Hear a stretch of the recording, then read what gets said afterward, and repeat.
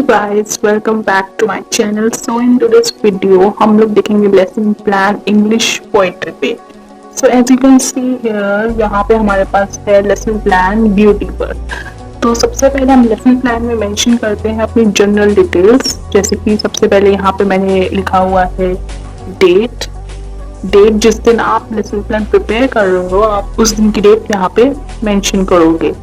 Then next come subject. Now subject here is English and I have taken poetry, तो यहाँ पे मैं mention करूंगी poetry. Okay, then moving forward, next we have duration. Duration means कि हमारा जो period है वो कितने टाइम का है। तो जनरली स्कूल के पीरियड जो होते हैं वो 35 to 40 मिनट्स के होते हैं। तो यहाँ पे या तो आप 35 मिनट्स लिखोगे या फिर आप 40 मिनट्स लिख सकते हो। Then next comes our class, तो यहाँ पे क्लास है 6th। और next thing comes topic. Topic है हमारा ब्यूटी।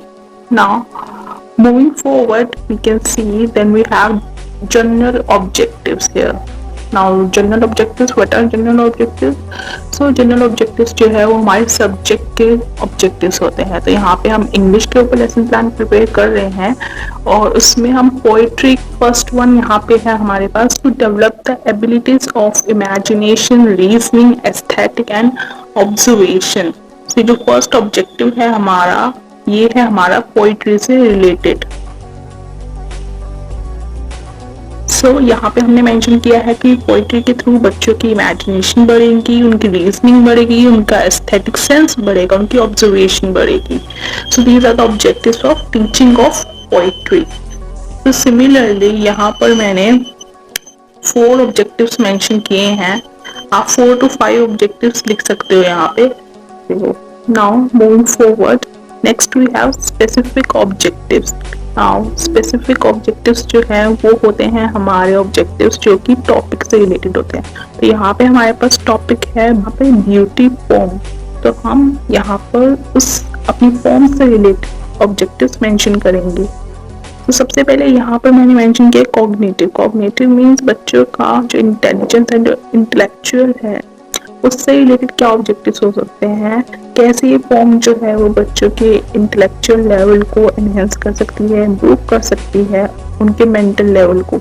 सो यहाँ पे सबसे पहले कॉग्निटिव के अंदर आता है सबसे पहले नॉलेज। अब इस फॉर्म के थ्रू कैसे नॉलेज इम्प्रूव होगी बच्चों की, तो यहाँ पे मैंने दिखाया कि students will be able to explain the meaning of phrases and given in the form. तो यहाँ पे बच्चों की नॉलेज बढ़ेगी, उनको जो फ्रेजेस है फॉर्म के अंदर वो अच्छे से समझ आएंगे और आगे वो अच्छे से एक्सप्लेन कर सकते हैं। Okay, so the second point here is students will be able to relate many events from the poem in their real life. So इससे भी उनकी नॉलेज बढ़ेगी, जो इवेंट्स हैं उनको उनके बारे में पता चलेगा और रियल लाइफ से वो कनेक्ट कर पाएंगे। Now the next thing, moving forward, now the next thing comes understanding. अब अंडरस्टैंडिंग में भी कॉग्निटिव का ही हमारा पॉइंट है, सेकंड पॉइंट है कॉग्निटिव का। तो इसके अंदर भी हम जो है देखेंगे कैसे अंडरस्टैंडिंग बढ़ेगी बच्चों की। Students will be able to identify the real beauty around them and student will be able to express the idea of form orally and in writing. This is how उनकी अंडरस्टैंडिंग इस form की through बढ़ेगी। Now next thing, moving forward, we have application. So application जो भी वो form से सीखेंगे वो कैसे अपनी रियल लाइफ में अप्लाई करेंगे। सो यहाँ पे students will be able to interpret the theme of poem, that is all things are beautiful in their own unique way. So इस पोम के बाद स्टूडेंट्स को रियलाइज होगा कि जितनी भी चीजें हैं उनके आसपास वो सारी ब्यूटीफुल हैं in their own unique way. So they will realize the importance of beauty through this poem. Next, moving forward, we have affective. Okay, so now ये जो affective है ये हमारा है second specific objective. First था cognitive, second है affective. So affective जो होता है वो बच्चों के emotion से related होता है। So let's see कि कैसे लिखा है मैंने यहाँ पे। So effective मैंने मेंशन किया है कि student will learn to appreciate all the small things that they do, and they will understand that everything has beauty in it. Everything has its own importance. They will understand and find the beauty in themselves.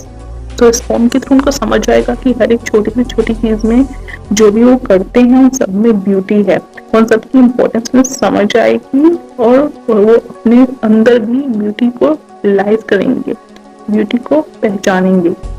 तो ये जो है ये अब बच्चों के emotional level से related था जो मैंने लिखा था। इसमें जो की वर्ड है, हर एक ऑब्जेक्टिव में की वर्ड होता है। तो इफेक्टिव में मैंने यहाँ पे की वर्ड मेंशन किया है अप्रिशिएट। ऐसे और भी कीवर्ड्स होते हैं इफेक्टिव में, जैसे एक्नॉलेज हो गया और जज हो गया। सो ये सारे कीवर्ड्स जो आप मेंशन कर सकते हो। Next, moving forward we have psychomotor. Now psychomotor is third specific objective. So under this I have written, through this poem students will learn new words and phrases that will help to build their foundational literacy skills. They will be able to read the poem with correct pronunciation, rhyme and tone. They will be able to write correct spellings of many words and organize ideas into paragraphs. So इसके through जो हमारा psychomotor होता है that means skills, तो क्या क्या skills बच्चों की डेवलप होगी इस फॉर्म के थ्रू वो आप यहाँ पे मेंशन करोगे। ये दोनों जो आपके पॉइंट्स है इफेक्टिव एंड साइकोमोटर, ये दोनों पॉइंट्स यहाँ पे मैंने पैराग्राफ में लिखे हैं। सो बाकी सारे पॉइंट्स आप एक एक लाइन के लिख सकते हो, पर ये दोनों पॉइंट्स हमें पैराग्राफ में यहाँ पे लिखने हैं। Okay, moving forward, then next we have teaching aids. So in this lesson plan, what all teaching aids I am going to use?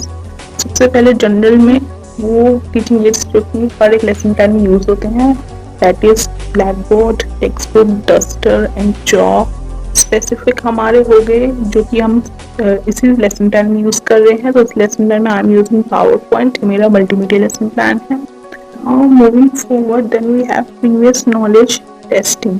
तो यहाँ पे आप कम से कम 3 to 4 क्वेश्चंस पूछते हो to check the previous knowledge of the students. तो यहाँ पे जो मैंने फर्स्ट 2 क्वेश्चंस लिखे हैं वो मैंने लिखे हैं बच्चों के रियल लाइफ रिलेटेड, जो कि वो इजीली आंसर कर सके आपको, जो कि बुक से रिलेटेड ना हो, वो जो उन्होंने खुद एक्सपीरियंस किए हो।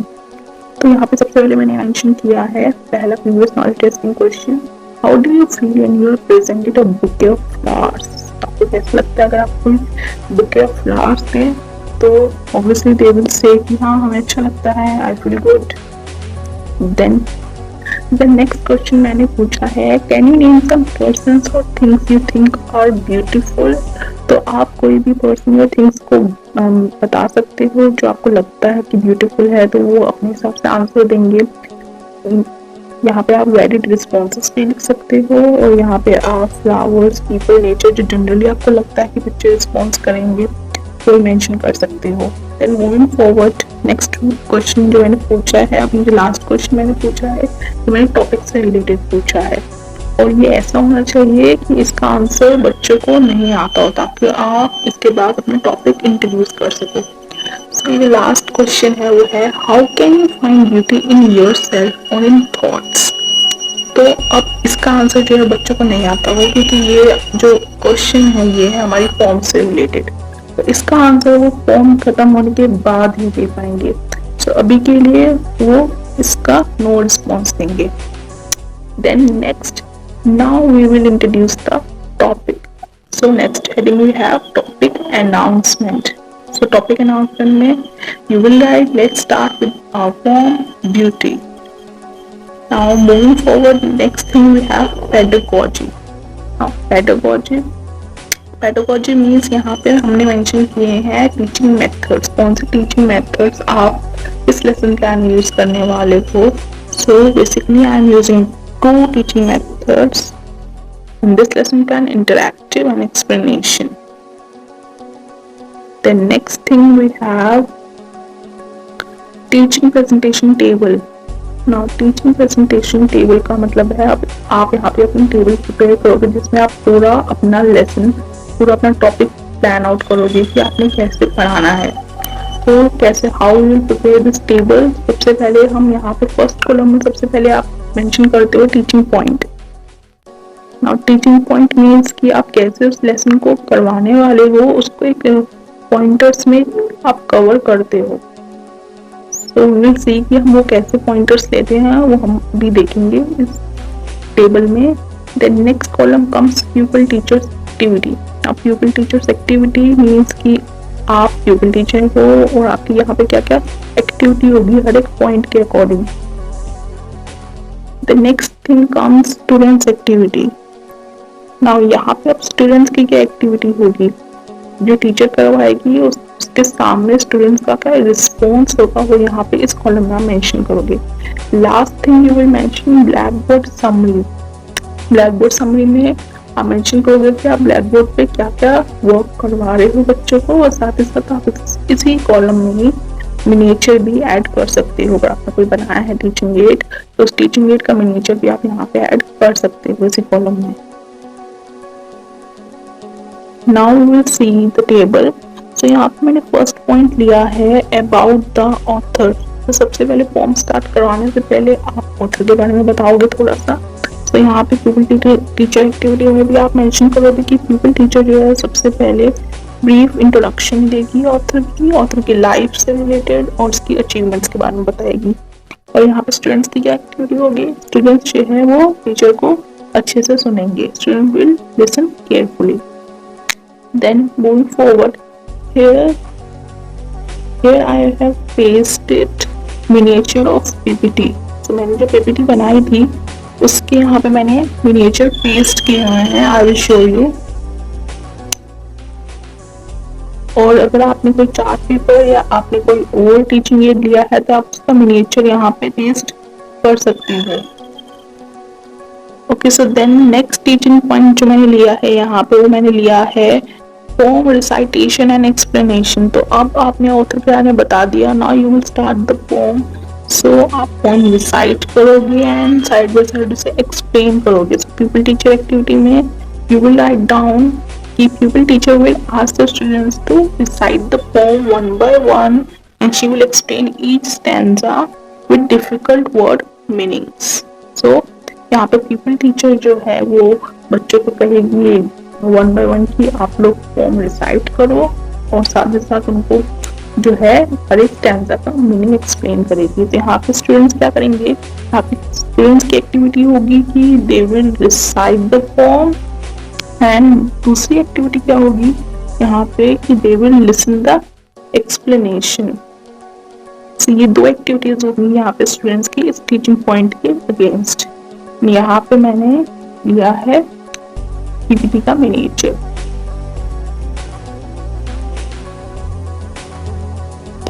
Okay, now you can also add some questions here। pupil teacher activity के कॉलम में ही आप कुछ questions add कर सकते हो कि while delivering your lesson, अगर आपको कोई questions पूछने हैं चैप्टर पढ़ाते हुए क्लास को इंटरेक्टिव बनाने के लिए, then you can add them। तो यहाँ पे मैंने 2 क्वेश्चंस ऐड किए हैं, आप कितने भी ऐड कर सकते हो। आप हर एक टीचिंग पॉइंट के लास्ट में भी ऐड कर सकते हो, आप बिल्कुल लास्ट में भी ऐड कर सकते हो, पूरे टेबल के लास्ट में ऐड कर सकते हो या फिर हर एक टीचिंग पॉइंट के एंड में। तो यहाँ पे मैंने क्वेश्चंस पूछे हैं, how can you find beauty in yourself. तो अब वो लोग अच्छे से इस क्वेश्चन का आंसर दे सकते हैं। They will respond in our good deeds. Next question मैंने पूछा है, what is the meaning of good deeds. तो यहाँ पे मैंने बोला है गुड एक्शंस। इन्होंने यहाँ पर वर्ड मीनिंग से मुझे रिस्पॉन्स दिया है गुड एक्शन।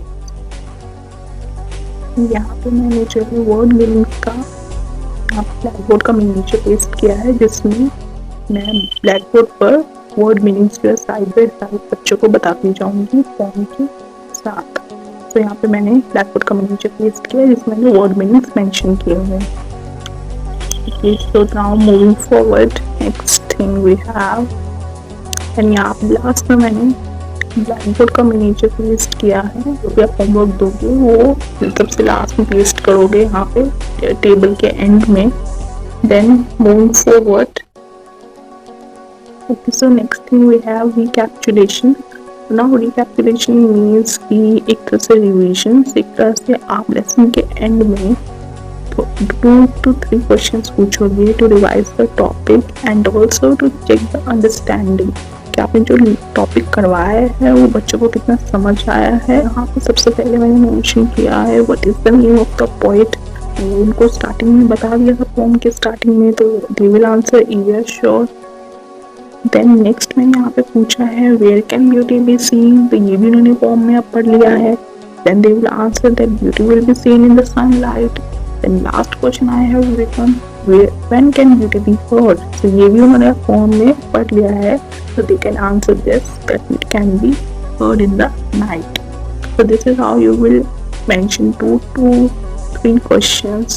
Make sure कि वो 2 to 3 questions जो हैं वो ज़्यादा लंबे लंबे ना हो, एक एक दो सेंटेंस के ना हो, वन वर्ड के हो, या फिर वो ट्रू फॉल्स टाइप हो, या फिर आप ऑब्जेक्टिव टाइप से पूछ सकते हो।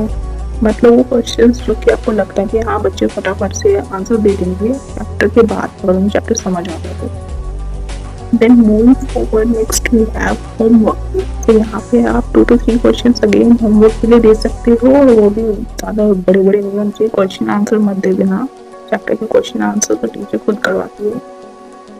So यहाँ पे you will give questions like for example revise the poem, and यहाँ पे you can also say कि revise the difficult word meanings। And second question यहाँ पे मैंने मेंशन किया है find the pictures of beautiful things you have seen और you have heard and paste them in your notebooks. तो ऐसे type के क्वेश्चंस दो जो कि आपको लगता है कि इजीली कर सकते हैं, टॉपिक से रिलेटेड भी है, उनका टॉपिक भी रिवाइज हो जाए। So this is how you will make the lesson plan. Channel पे आपको बाकी लेसन प्लान भी मिल जाएंगे on prose and on grammar. Just click on the channel, or you can also click on the link given in the description box. Description box में I have put the link for the English B.Ed lesson plan playlist. तो उस playlist में आपको काफ़ी सारे topic से related lesson plan available होंगे। Thank you so much guys. If you like this video, please subscribe the channel and share this video with your friends.